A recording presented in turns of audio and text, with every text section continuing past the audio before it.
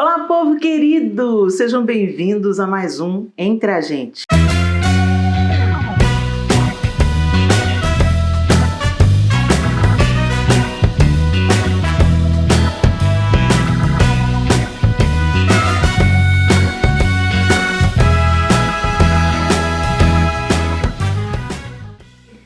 Se você já nos conhece, já é inscrito no canal, deixa o seu comentário, deixa o seu like. Se você ainda não é inscrito, se inscreva. Isso abençoa a gente, sem dúvida nenhuma. E você pode se inscrever, acionar o sininho de notificações. E sempre que a gente colocar um conteúdo novo aqui, o YouTube te avisa. E eu espero que todo o conteúdo seja para abençoar a sua vida, a sua casa, a sua família. Em nome de Jesus. Vamos lá. Primeira pergunta é uma pergunta misteriosa. Deixa eu explicar para o pessoal, Miguel. Pergunta misteriosa é quando a pergunta tinha um conteúdo mais delicado. Então, a gente prefere ocultar a pessoa que perguntou, ok? Então é isso. Pergunta misteriosa. Fala, Miguel. Já passei dos 30 anos, nunca me casei e já tive relações sexuais antes de me converter. Que conselho você me daria nesse tempo de espera que causa tanta ansiedade? E como não me sentir suja e indigna de uma nova vida? Olha, primeira coisa, não se sentir suja e indigna de uma nova vida é que o que o Senhor limpou está limpo, o que o Senhor lavou está lavado, né? Os nossos pecados são perdoados. A palavra de Deus diz assim: aquele que confessa os seus pecados e deixa, ele é perdoado, nova criatura, nova vida, nova jornada. Então, sua jornada foi zerada, você não deve se deixar. Se você se arrependeu de tantos outros erros, né, gente? Os nossos pecados não são apenas pecados sexuais, né? Nós temos tantos outros pecados, a inveja, a cobiça, a lascívia, a sonegação, a maldade, a perversão, a fofoca, tantos outros. E o Senhor nos convida ao arrependimento. E o arrependimento não é só remorso, mas arrependimento é uma mudança de atitude. Quando você muda de atitude, isso é a demonstração do seu arrependimento. Você mudou de direção, né? Então, uma vez que estamos em Cristo, somos novas criaturas e o diabo não pode mais nos acusar, o nosso passado não pode mais nos acusar.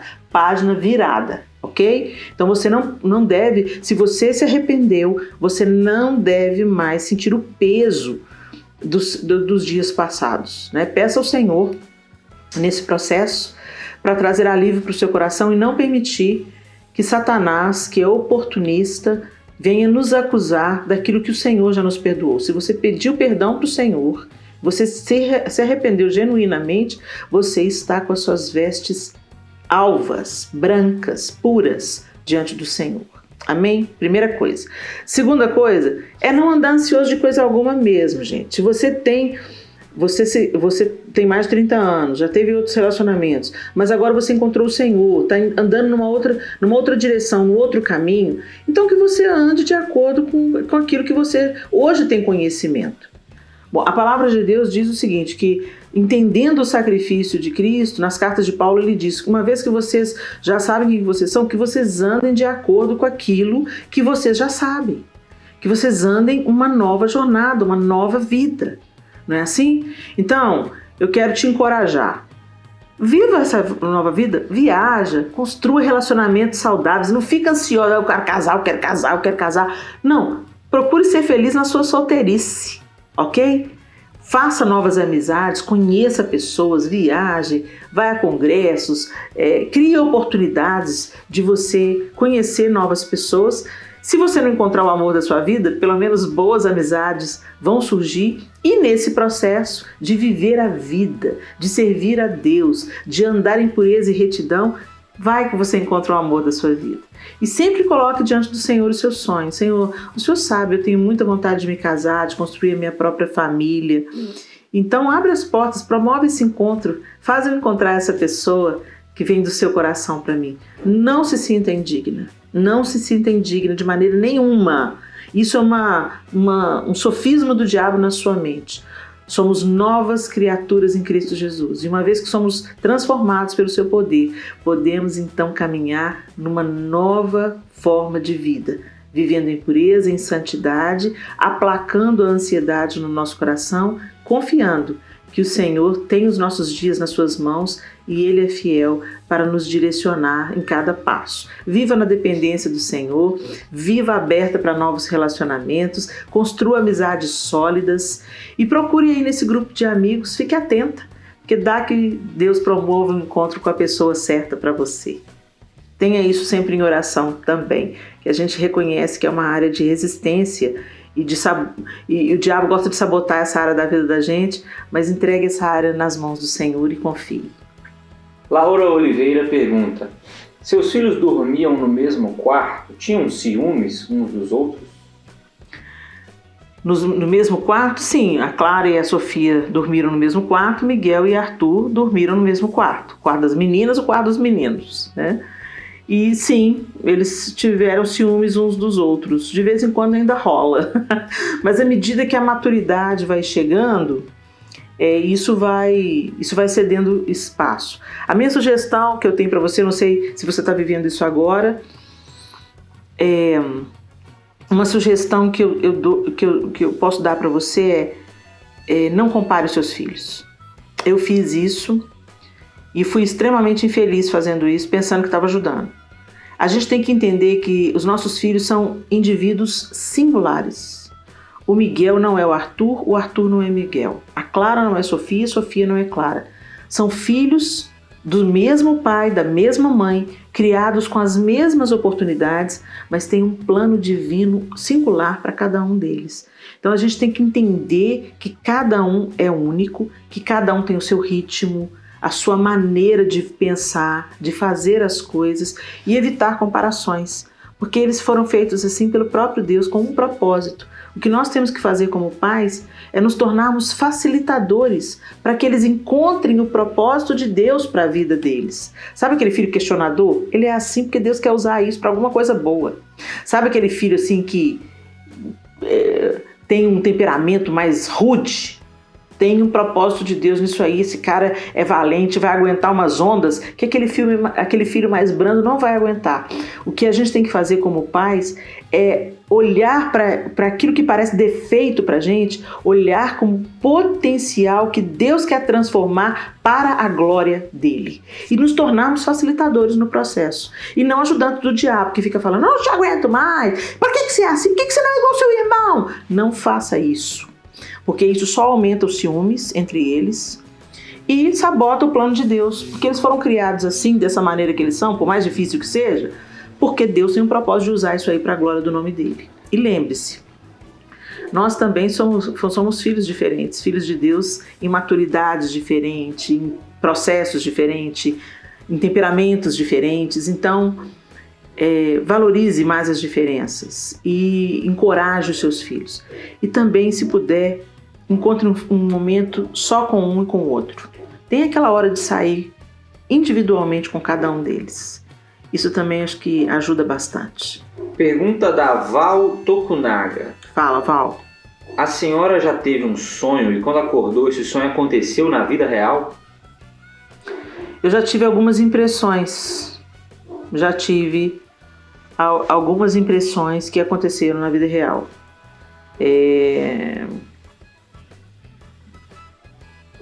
Tipo por exemplo, eu já vi uma cena, não é como é que eles chamam isso, Miguel? Que parece que você já viu uma cena de novo. Déjà vu. Não é um déjà vu.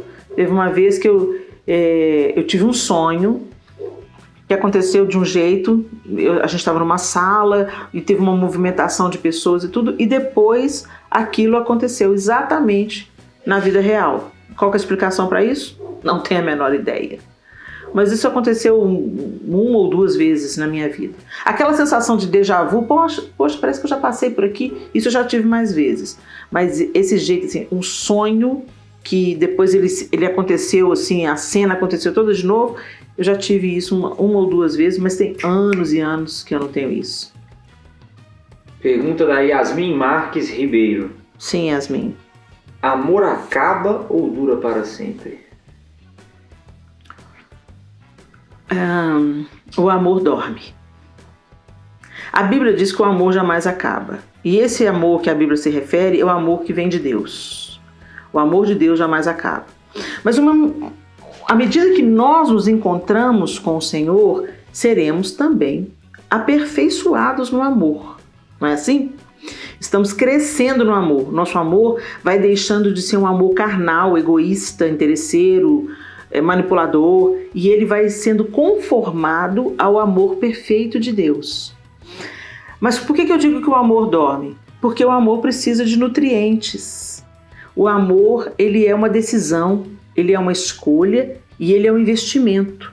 Ele não, sabe o amor romântico que te pega, te arrebata? Isso não é amor, isso é paixão. Tem um prazo de validade. Te toma, te arrebata, te faz fazer loucura, daqui 2 anos você tem repulsa da cara da pessoa. Né? Isso não é amor, isso é paixão, isso é desejo. A Bíblia mesmo descreve a história de um dos filhos de Davi que se apaixonou pela sua meia-irmã e ele a desejou, Tamar, e quando ele a possuiu, imediatamente a Bíblia diz que ele tomou aversão, com o mesmo amor que ele sentia, virou aversão. Isso nunca foi amor. Isso era desejo carnal, isso era paixão, é um amor pervertido, né? Agora, o amor de Deus, ele deseja o bem, o amor de Deus promove o bem, o amor de Deus não é egoísta. E é nesse amor que nós somos aperfeiçoados. Quando as pessoas dizem assim, o amor acabou, normalmente ele apagou. E ele não apaga de uma vez. Ele vai apagando porque nós vamos deixando de nutrir a generosidade, a gentileza, as palavras de encorajamento. Nós paramos de perceber o outro. Nós abandonamos o relacionamento. Nós estamos morando debaixo da mesma casa, mas abandonamos o companheirismo, a amizade, o compartilhar a vida, a intimidade emocional. Sabe? Aquilo que a gente tinha no namoro, quando a gente conquistava alguma coisa, a gente corria para contar para aquela pessoa amada. E depois do casamento, você nem divide, nem compartilha o que rolou durante o dia. Você cria outros laços de amizade. Isso vai fazendo com que aquele sentimento define, que ele vai ficando subnutrido até adoecer e dormir. Por que eu falo que ele pode até morrer? Pode até morrer, mas ele pode ressuscitar.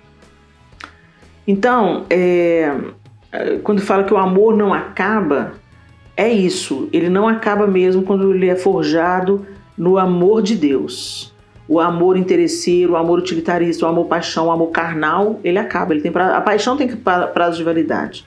Mas o amor, se você cuida dele, se você protege, é igual uma vinha. Esses dias eu vi um pregador falando, eu achei genial a colocação dele.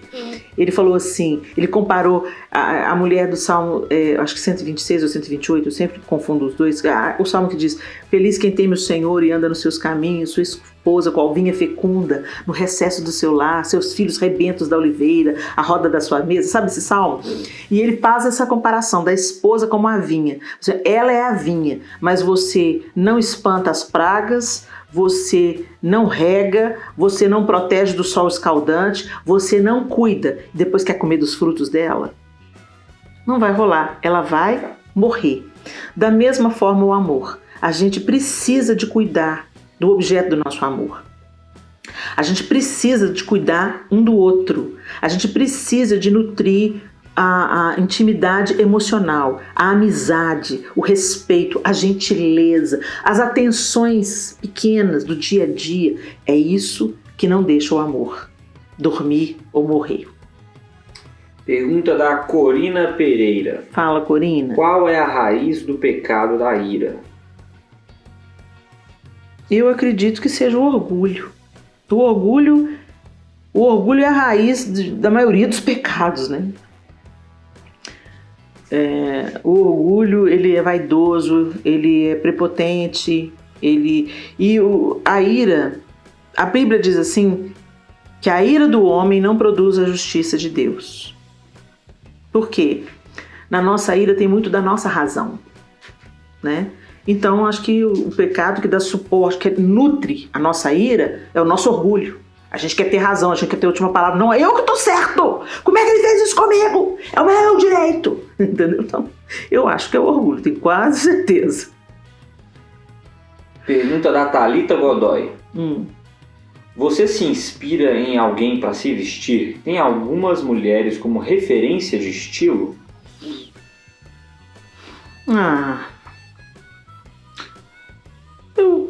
Tem mulheres que eu olho e falo assim, que bonito, que roupa, que cabelo legal. Tenho.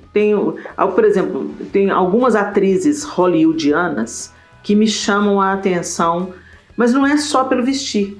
É engraçado isso? Eu acho que é pelo comportamento, pelo todo da obra, né? Eu gosto muito da Cate Blanchett, acho ela elegantésima nas vezes que ela se apresentou no Oscar. Eu não acho ela exagerada, eu acho ela elegante, me identifico com ela, com a Cate Blanchett. Gosto do jeito que a Louisa Brunet, né, aquela modelo dos anos 80 muito famosa, que hoje é uma cinquentona, gosto do jeito moderado delas vestindo, mas eu não posso dizer que elas são minha inspiração, que eu me visto inspirada nelas, não, entendeu? Mas algumas coisas que eu vejo elas usando, eu acho bonito. Acho que é isso. Não tem uma mulher específica que assim, seja o meu modelo. Acho que não. Eu gosto da Cate Blanchett, eu gosto da Louisa Brunet no nosso contexto. A Carolina Ferraz, que é uma atriz brasileira também. Eu gosto da Carolina porque ela tem uma elegância, mas ela também tem uma irreverência. Mesmo sendo cinquentona também, ela tem uma irreverência no vestir, no jeito certo, né? Ela não apela, pelo menos as coisas que eu já vi dela, ela tem umas roupas muito legais, confortáveis, não é apelativo e não é descontextualizado da idade dela, assim. Acho que ela traz uma jovialidade sem apelação. Acho que é isso. Então a gente acaba vendo como mulheres que a gente admira, que a gente acha bonita, mas tipo assim, eu quero vestir igual fulana. Acho que eu não tenho isso não, acho que eu sou meio autônoma nisso aí. Pergunta da Silvânia Sampaio. Falar em línguas é para todos? Eu acredito que é um dom. E a palavra de Deus diz assim, buscai com zelo os melhores dons. Então eu acho que a gente deve buscar. Eu acho que quando Deus põe a mesa para os seus filhos, Ele põe a mesa para todos os filhos.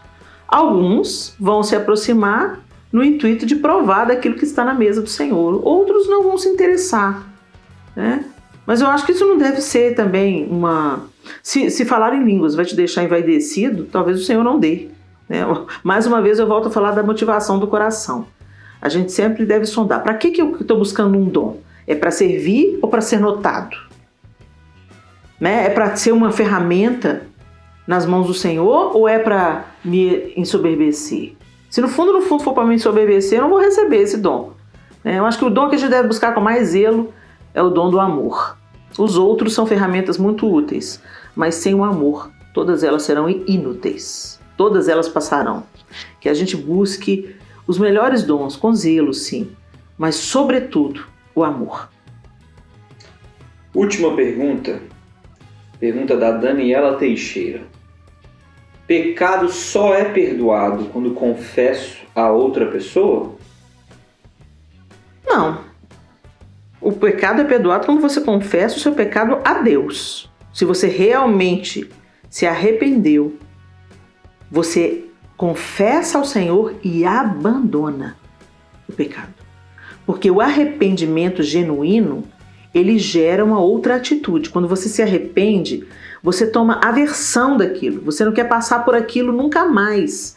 Você não quer fazer aquilo novamente, né? Então você confessa ao Senhor e muda de direção. Não significa que nunca mais você vai cair naquele pecado, mas significa que você vai evitar a todo custo passar por aquilo novamente. E não flertar, brincar ou se meter em situações que você sabe que vão te levar para o pecado. Agora, quando a Bíblia fala para a gente confessar os pecados uns aos outros, é porque muitas vezes, gente, o pecado confessado para o outro traz cura. O que o psicólogo faz? O psicólogo nos escuta. O terapeuta, ele escuta a gente colocando para fora as nossas dores.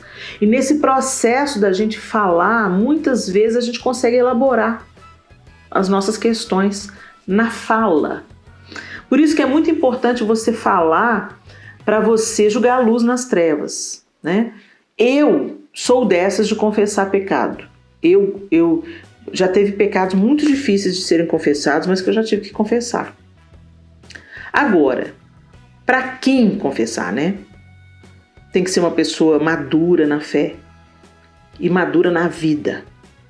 Uma pessoa que já te provou que não revela segredos de outros. Porque a pessoa que fala mal do outro para você, vai falar mal de você para o outro. A pessoa que revelou o segredo de outro para você, ou você viu revelando o segredo para qualquer outra pessoa, ela não é digna de confiança, ela não tem essa habilidade de acolher uma confissão, né? Então eu acho que necessário é confessar ao Senhor, e se arrepender e deixar o pecado. Mas em algumas circunstâncias, para isso sarar dentro de você, para isso calar dentro de você, é preciso acender a luz, jogar a luz nas trevas e trazer confissão para que haja cura, né? Para que haja cura. Agora, eu também já vi o contrário acontecendo. Pessoas recebendo confissões de pecados que elas não tinham estrutura para aguentar. Então tem isso também. Você vai confessar o pecado que às vezes atinge diretamente aquela pessoa para aquela pessoa. Você mata ela. Você mata às vezes um casamento, né? Então é uma coisa que a gente tem que ponderar muito bem. A Bíblia fala para a gente confessar uns aos outros para a gente ser curado. Mas para quem confessar? Quando confessar? Ok? Para ser perdoado? Ao Senhor. Mas muitas vezes para ser curado, precisa de confessar para outra pessoa. Mas não necessariamente a pessoa que está envolvida ou for atingida por aquele pecado. Porque isso pode gerar um problema muito maior e dores muito mais fundas. Então, são coisas que a gente deve pedir ao Senhor para nos guiar. E que Deus levante homens e mulheres maduros para acolher a confissão, orar junto e silenciar quando tiver que silenciar. É isso. Nós ficamos por aqui. Eu quero lembrar para vocês uma coisa também. Pecado é pecado, mas tem coisas que não são só pecado. São crime. E no caso de crime, as denúncias precisam ser feitas. A pessoa que pecou e cometeu um crime, ela tem que arcar com a responsabilidade disso. Ok? Então, já que a gente está falando desse assunto, nem todo pecado é para ser confessado para as pessoas. Alguns sim, outros não. Mas pecado é pecado. Crime tem que ser denunciado. Ok? Então é isso, pessoal. Eu espero ter abençoado vocês de alguma forma. Se você não se inscreveu, volto a dizer, se inscreva aí, porque isso nos abençoa muito. Se você quer deixar a sua sugestão, o seu testemunho, deixa. Isso encoraja muito a gente a prosseguir. Deus abençoe vocês e até o próximo Entre a Gente, se Deus quiser.